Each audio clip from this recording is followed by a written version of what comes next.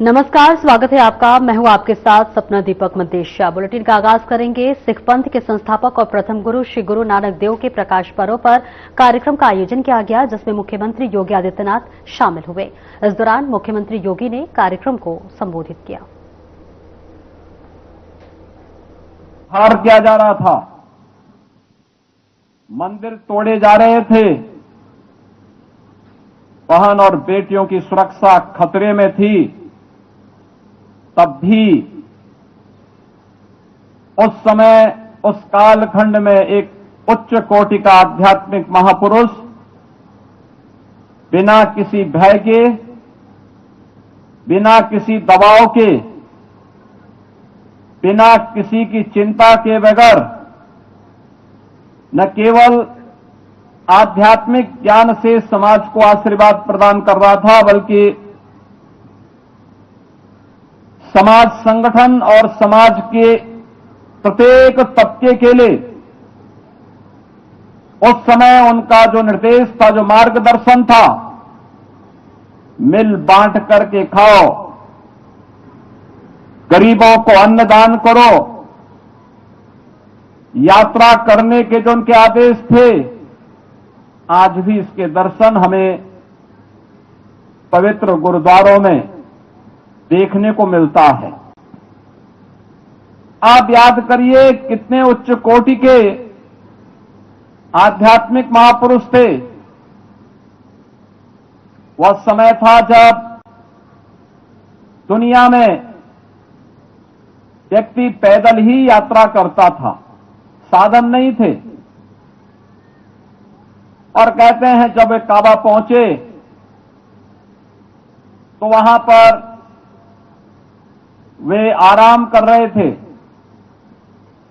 तब तक वहां का मौलवी उनसे कहता है कि काबा की तरफ पैर करके क्यों आप लेटे हुए हैं। उन्होंने कहा कि अगर यह ईश्वर है तो फिर मेरे पैर उधर आप ही कर लीजिए जहां ईश्वर न हो, और कुछ और है तो मुझे कुछ कहना ही नहीं। कहते हैं कि उसने शरारतन गुरु नानक देव जी के पैर दूसरी ओर किए, पता लगा कि उधर ही उसको काबा के दर्शन होने लग गए। यानी उनकी उच्च कोटि की आध्यात्मिकता और सिद्धि इस बात को प्रदर्शित करती है कि भारत के अंदर संतों की, महापुरुषों की एक श्रृंखला इस रूप में रही जिसके कारण भारत भारत बना रहा। जब उस समय विदेशी आक्रांताओं से देश थरथरा करके कांप रहा था, तमाम राजे रजवाड़े उनके सामने घुटने टेकने के लिए मजबूर हो रहे थे, तब भी एक महापुरुष हुंकार भर करके उनको ललकार करके बाबर को जावर कहने यानी जल्लाद कहने का हिम्मत करता है। ये चीजें आज भी उनकी उच्च आध्यात्मिक जो पृष्ठभूमि थी, समाज को मार्गदर्शन करने और नेतृत्व प्रदान करने की जो सामर्थ्य थी, संपूर्ण सिख पंथ की स्थापना उसी सुदृढ़ नींव पर आगे बढ़ती है। और वह तेज पुंज के रूप में हमें 10वें गुरु गुरु गोविंद सिंह जी महाराज की तेज और ओज के रूप में देखने को मिलता है। बहन और भाइयों, आज जब हम 556वें प्रकाश पर्व के अवसर पर यहां पर एकत्र हुए हैं, हम सबको मिलकर के इस बारे में संकल्प लेना ही होगा। गुरु नानक देव जी ने जाति पाति के भेद को समाप्त किया था। गुरु नानक देव जी ने मिल बांट करके समाज के संगठन को मजबूती प्रदान करने की प्रेरणा दी थी। ऐसे कौन से कारण हैं कि हम जब देखते हैं पंजाब में तराई के क्षेत्र में अपने, वहां पर भी हमारे को सिख बंधु धर्मांतरण करते हुए दिखाई दे रहे हैं। हमने ये तो सुना था बचपन में कि पंजाब में हर परिवार का एक व्यक्ति जो सबसे बड़ा पुत्र होता था वो सिख पंथ के लिए समर्पित होकर के कार्य करता था, वही सिख बनता था। लेकिन मैंने सिखों के धर्मांतरण की बात को सुना नहीं था, लेकिन आज देख करके दर्द होता है। हमें सख्ती से इस प्रकार की दुष्प्रवृत्ति को रोकना होगा। दूसरा, अगर कहीं कोई खामी है उसके परिमार्जन के लिए अपने आप को तैयार करना पड़ेगा। याद रखना, जब खालसा पंथ की स्थापना गुरु गोविंद सिंह जी महाराज कर रहे थे, उन्होंने उस समय देखा होगा देश के अलग अलग कोने से उन लोगों को अपने साथ जोड़ करके पंच प्यारे के रूप में उन्हें सम्मानित किया, जिन्हें कभी किसी न किसी प्रकार से लोग बाहर करने का प्रयास करते थे। विदेशी आक्रांत या कोई विधर्मी तभी हमारे यहां सेंध लगाता है जब हम स्वयं उस प्रकार की स्थिति को प्रस्तुत करने या उस प्रकार के अवसर प्रदान करते हैं। हमें कोई भी ऐसा अवसर नहीं देना होगा। और मैं खास तौर पर लखनऊ के अपने जितने भी सिख बंधु हैं, उत्तर प्रदेश के शेष अन्य लोगों से भी कहूंगा, वे जाएं लखीमपुर खीरी में, पीलीभीत में, रामपुर में, शाहजहांपुर में, उधम सिंह नगर में जाएं, देखें थोड़ा, अगर कहीं कोई खामी है उसको दूर करें, सबको जोड़ें, एकजुट होकर के जो सिख गुरुओं का आदेश है, जो उनका निर्देश है, उसको हमें अगर प्रभावी ढंग से आगे बढ़ाना है तो गुरु परंपरा के अनुसार अपने संस्था और संगठन को भी उतना ही सशक्त बनाना होगा। आज के इस अवसर पर एक बार फिर से मैं आप सबको प्रकाश पर्व की और प्रदेशवासियों को भी प्रकाश पर्व की हृदय से बधाई देता हूं, अपनी शुभकामनाएं देता हूं और विश्वास करता हूं कि यह वर्ष नवम गुरु तेग बहादुर जी महाराज का 350वें शहीदी वर्ष भी है। ये कार्यक्रम देश के अंदर बड़े उल्लास के साथ आयोजित हो रहे हैं और आज मुझे बहुत अच्छा लगा। प्रातः काल मैंने जब समाचार पत्रों को देख रहा था, मुझे बहुत अच्छा लगा कि ननकाना साहब में भी कार्यक्रम आयोजित हुए हैं। हमें याद रखना होगा, मजबूत रहेंगे तो याद रखना हर कोई आपकी आस्था का सम्मान भी करेगा और उसी मजबूती के लिए हमें कार्य करना होगा। सिख गुरुओं के त्याग को, उनके बलिदान को, सिख क्रांतिकारियों के और उन महापुरुषों के जिन्होंने देश और धर्म के लिए अपना सर्वस्व न्यौछावर किया है, उन सबको नतमस्तक करने का अवसर एक प्रेरणा दिवस है। प्रकाश पर्व की आप सबको, पूरे प्रदेश वासियों को मैं हृदय से बधाई देता हूं, अपनी शुभकामनाएं देता हूं। बोले सो निहाल, बोले सो निहाल।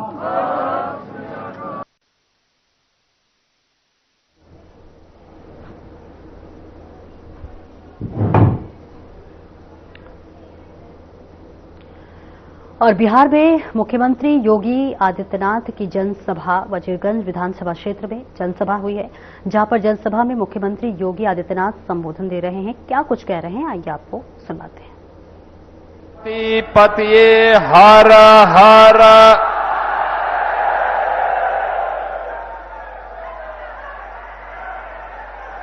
महाकाल की नगरी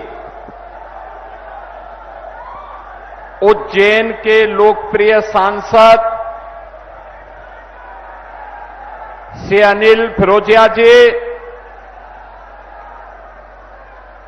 वजीरगंज विधानसभा क्षेत्र के विधायक और लोकप्रिय प्रत्याशी एनडीए श्री वीरेंद्र सिंह जी,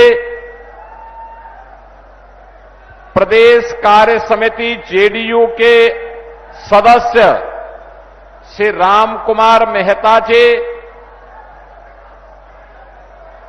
हम के राष्ट्रीय उपाध्यक्ष श्री रमेश सिंह जी,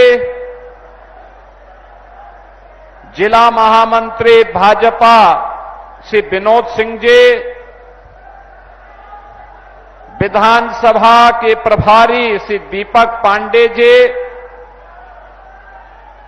नगर अध्यक्ष धनेश कुमार जी, प्रदेश कार्य समिति सदस्य श्री हरिराम सिंह जी,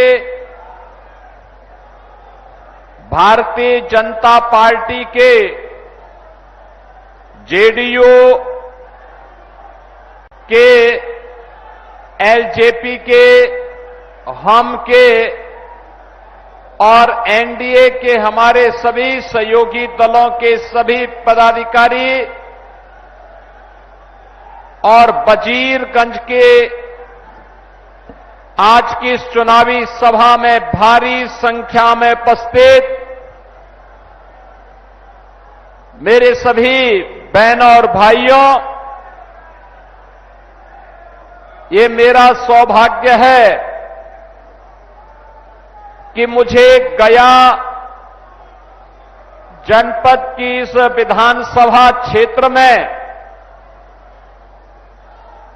आज आपसे संवाद बनाने का सौभाग्य प्राप्त हो रहा है। आज कार्तिक पूर्णिमा का पावन पर्व भी है। ये पर्व सृष्टि के पालक भगवान श्री विष्णु के लिए समर्पित है और गया के बारे में ये मान्यता है कि विष्णुपद मंदिर में मोक्ष का द्वार खुलता है और वह मोक्ष का द्वार कोई और नहीं,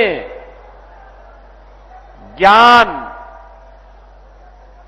मुक्ति और अध्यात्म की यह पावन धरा ही है गया, जहां पर ज्ञान का भी, मुक्ति का भी और अध्यात्म का भी मार्ग खुलता है।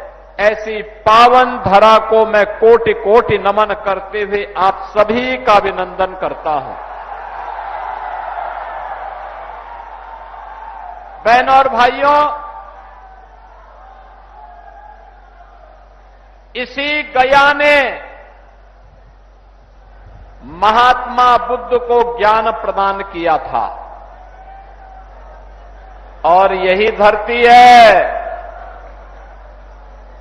जहां से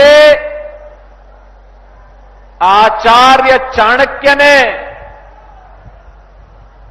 भारत के स्वर्ण युग की शुभारंभ किया था, चंद्रगुप्त मौर्य को अखंड भारत का सम्राट बना करके। आज उसी धरा पर नमन करने का मुझे सौभाग्य प्राप्त हो रहा है। बहनों और भाइयों,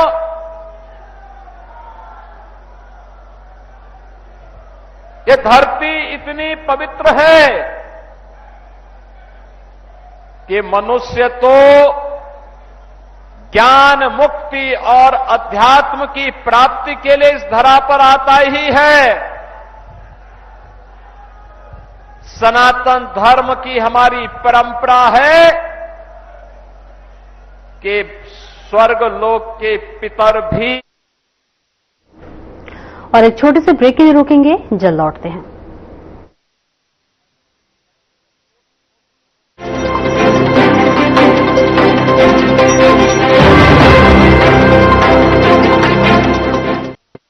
लोग सेहत बनाने के लिए क्या क्या नहीं करते, जिम जाते हैं, कसरत करते हैं, काजू बादाम प्रोटीन के डिब्बे तक घोल घोल कर पीते हैं, फिर भी उनकी सेहत नहीं बनती क्योंकि उनका पाचन तंत्र खराब है। और जब तक के पाचन तंत्र दुरुस्त नहीं होगा, वो जितना मर्जी अच्छे से अच्छा खा ले, उनकी सेहत नहीं बन सकती। इसलिए हमारी संस्था सन्यासी आयुर्वेदा ने एक ऐसी दवा का निर्माण किया है जो कि आपके लिवर को, आपके पाचन तंत्र को दुरुस्त करने का काम करती है, ताकि आप जो भी खाएं उसका पूरे का पूरा निचोड़ आपके शरीर को लगे, आपकी भूख बढ़े, खाया पिया सही से लगे, नया खून बने, हड्डियों में जान आए, वजन बढ़े और आप मोटे तगड़े खूबसूरत पर्सनैलिटी के मालिक बन जाए। सिर्फ 655 रुपए की पूरे 1 महीने की दवा होती है और आप इसे घर बैठे 0114545 45 पर फोन करके दवा मंगवा सकते हैं।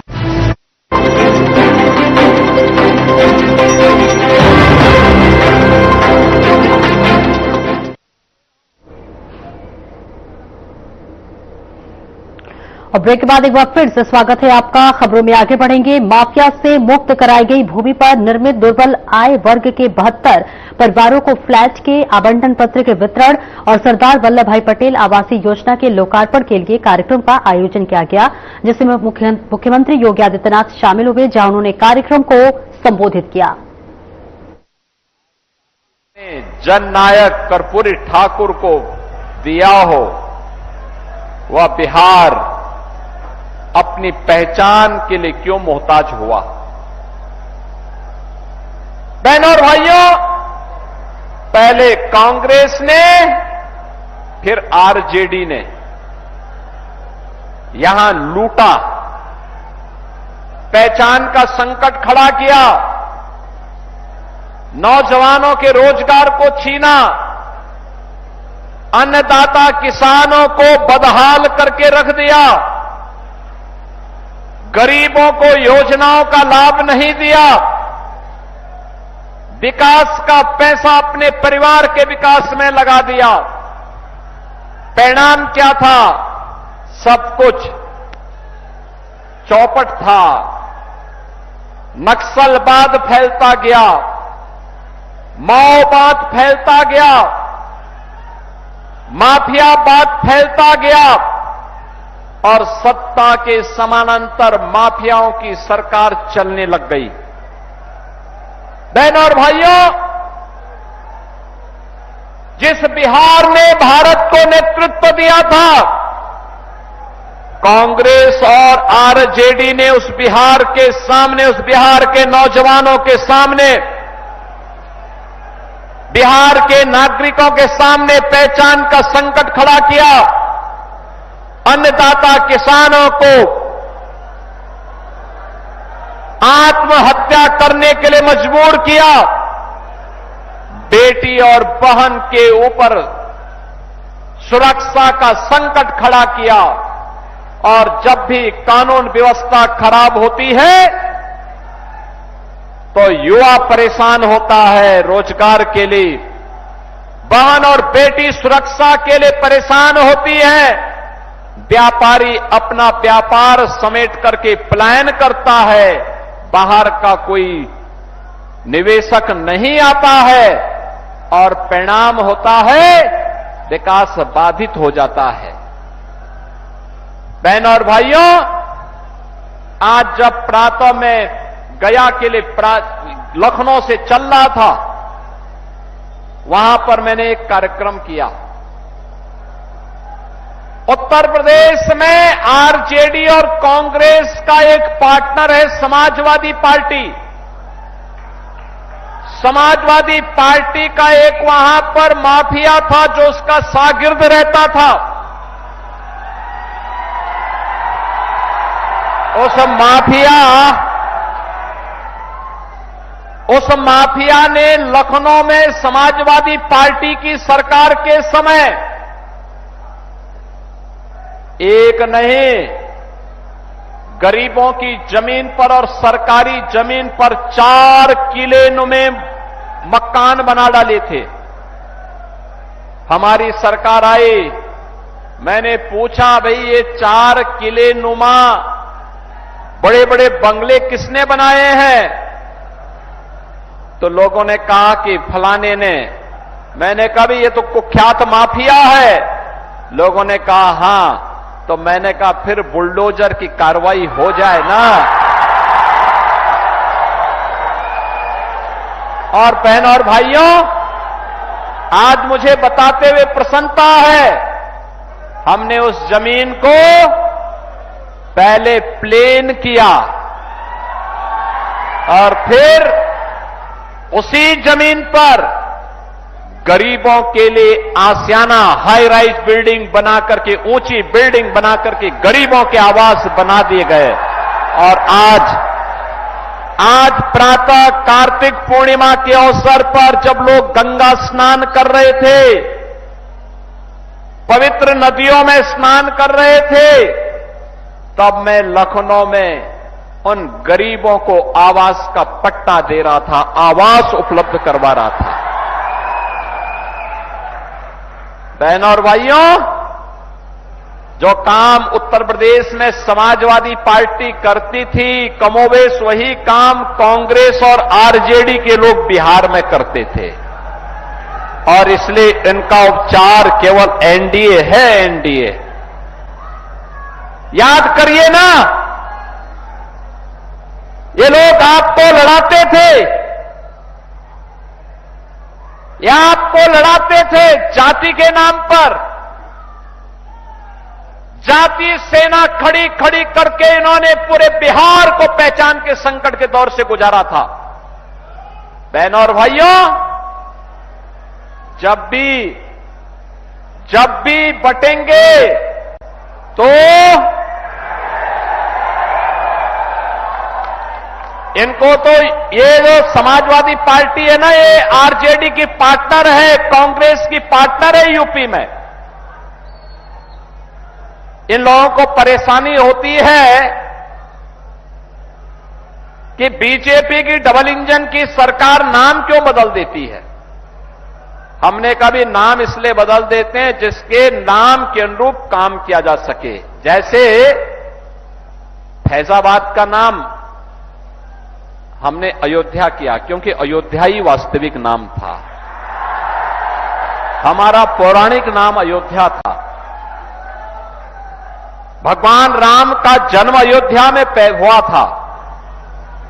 फैजाबाद तो विदेशी आक्रांताओं का प्रतीक था। गंगा यमुना का जहां संगम होता है उसका नाम प्रयागराज था। मुगल काल में इलाहाबाद कर दिया, हमने फिर से पलट करके प्रयागराज कर दिया।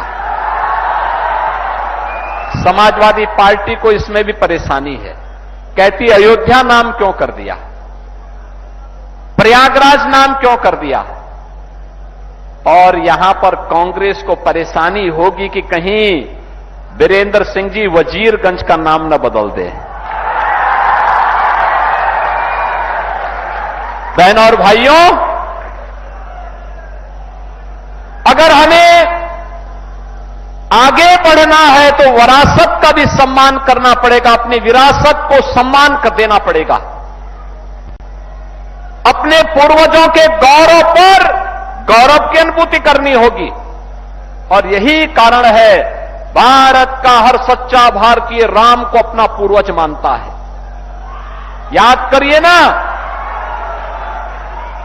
कांग्रेस, सपा, आरजेडी जब राम मंदिर का विरोध कर रही थी तब भी राम भक्त एक ही नारा लगाते थे, राम लला हम आएंगे मंदिर,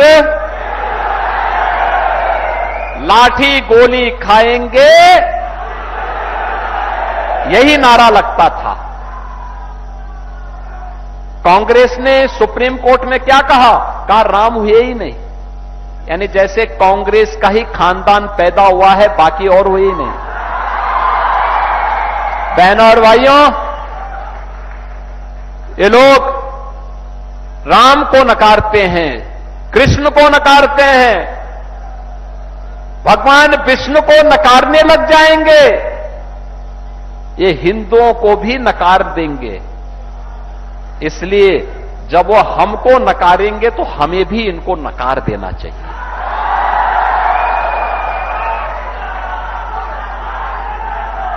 आरजेडी ने राम मंदिर के रथ को रोक दिया था और समाजवादी पार्टी ने उत्तर प्रदेश में राम भक्तों पर गोलियां चलाकर के अयोध्या को लहूलुहान किया था। लेकिन हम लोग जब आए उत्तर प्रदेश में, डबल इंजन की भाजपा की सरकार आई, हमारा जो संकल्प था, राम भक्तों का जो संकल्प था, लोग कहते थे क्या मंदिर बन जाएगा, हम कहते थे जरूर बनेगा। लोग कहते कब बनेगा, अरे हमने कहा काम तो थोड़ा करने दो। और आज आप देखते होंगे अयोध्या में राम मंदिर, भव्य राम मंदिर का निर्माण हो गया ना। कोई संदेह है क्या, कोई संदेह है क्या? अयोध्या में राम मंदिर का निर्माण भी हो गया है, काशी में काशी विश्वनाथ धाम का निर्माण भी हो गया है, मथुरा वृंदावन में भी हम लोग ऐसे ही कार्य कर रहे हैं,